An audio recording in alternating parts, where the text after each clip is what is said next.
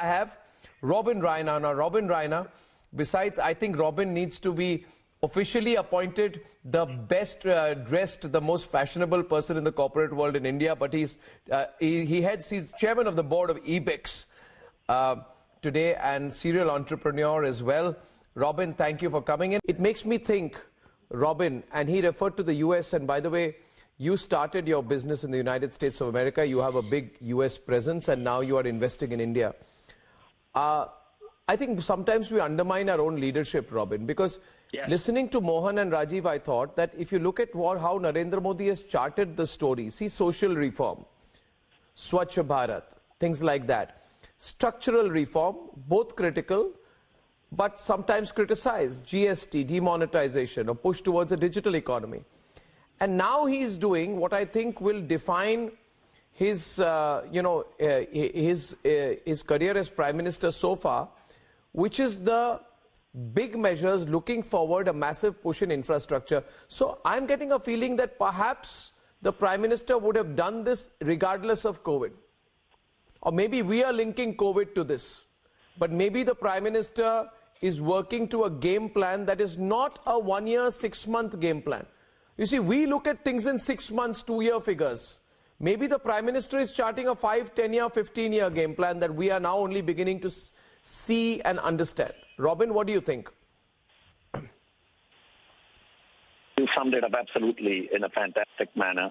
Ultimately, while this is a growth budget, this is a budget, it conveys continuity in it. If you look through some of the policies, whether it is the pro-poor policy, whether it is the Swachh Bharat, more money into infrastructure, more money into Swachh Bharat, more money into healthcare, and so on, you will see there is continuity. Tax reform, for example, meaning the government took a fantastic step forward some time back to rationalize taxes to 22%. Now they're taking it, there's more continuity in this budget. Yes. Next step, they're making it, they're saying now there will be in appellate tribunals don't need to be faceless. They're bringing digitization. They're also trying to bring in, they're trying to attract NRIs into it by saying, okay, double taxation treaties will become easier and so on. Yeah. So I see a lot of continuity in it. While this is a pandemic budget to some extent because the government has responded to COVID. The government has responded to the fact that the country needs that V-shaped recovery from here onwards. We need that 11, 12% kind of growth going forward. So the government has taken steps towards bringing in a lot of money into the economy by bringing in money into infrastructure projects, which will by itself generate growth, employment, jobs, and so on. So I see this as growth accompanied with a lot of continuity. And in a way, Mr. Modi is clearly putting his stamp on this budget in the form of saying, look, I came up with the agenda. I am very people-focused.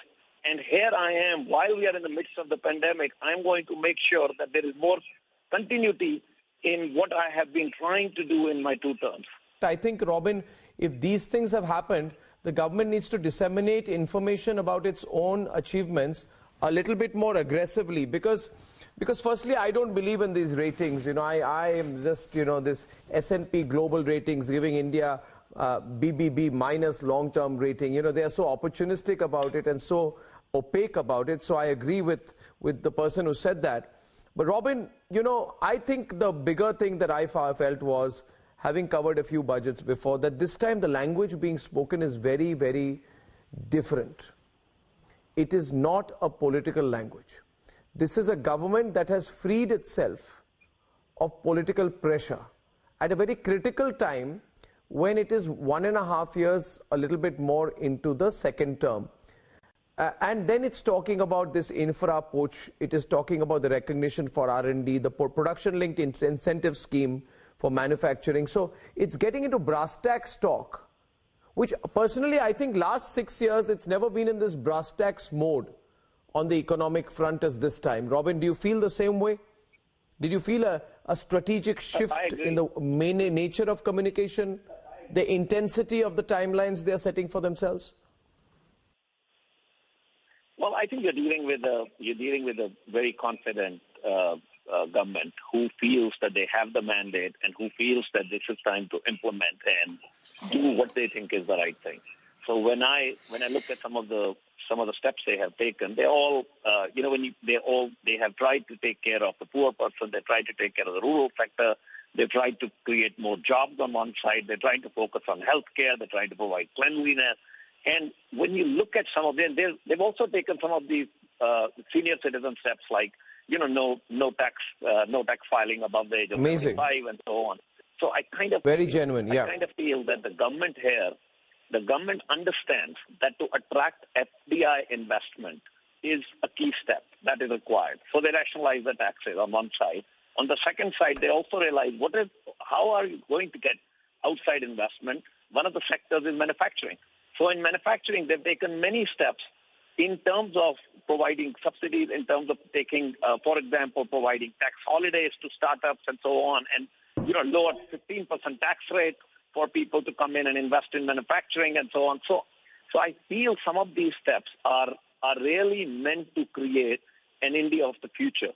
And that is why I said this has Mr. Modi's stamp all over it, in terms of this is not only a budget meant to counter COVID, right, but it is also a budget meant to really continue India's march forward, which obviously took a hit during COVID. Yeah. And government wants to come back and come back to their policies and really go with the growth-oriented kind of a concept and put in policies where a foreign investor, for example, would want to come in. Because, for example, what is one of the biggest pain points for a foreign investor? Infrastructure, transparency, corruption, right?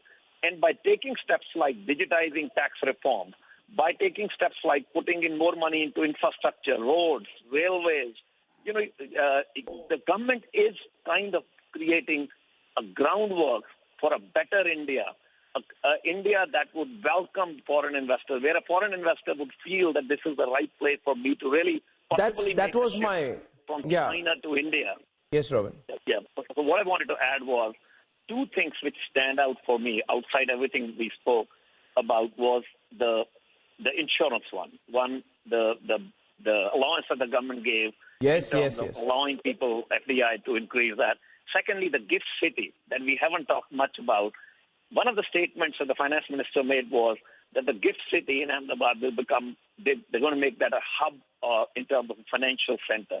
When you put these two things together, fintech, FDI investment in insurance, and basically what I see is the foundations of possibly converting the gift city into not just a financial hub, but if India can attract insurers out there, we could create an insurance hub out here too, which would lead the now, Robin, of the European world.